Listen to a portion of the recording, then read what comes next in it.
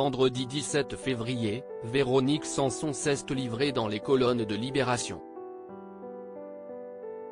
Une semaine après le terrible accident ayant impliqué Pierre Palmade, la chanteuse a expliqué que son ex-mari faisait déjà beaucoup la fête à l'époque de leur mariage, au point de ne pas pouvoir suivre le rythme. Comme à son habitude, Véronique Sanson n'a pas manié la langue de bois ce vendredi pour son entretien avec Libération. La chanteuse de 73 ans s'est notamment livrée sur ses addictions du passé, notamment les drogues. « On a beaucoup exagéré à ce sujet, car la coke me fait mal au nez », commence-t-elle. Mais aussi sa consommation d'alcool, même si ma dépendance n'a pris un tour critique que sur le tard, vers la fin des années 1990, ajoute la chanteuse. Une addiction qui lui a de façon étonnante permis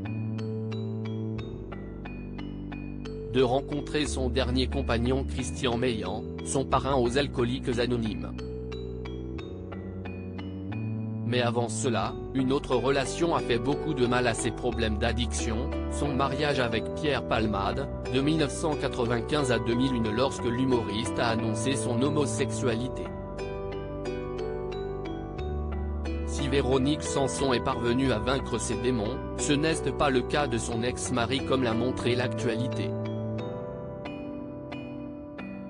Je suis resté de plus en plus attriel, Pierre à Paris. Vendredi dernier, Pierre Palmade a en effet été impliqué dans un terrible accident de la circulation, ayant quitté sa voie pour percuter un véhicule à contresens.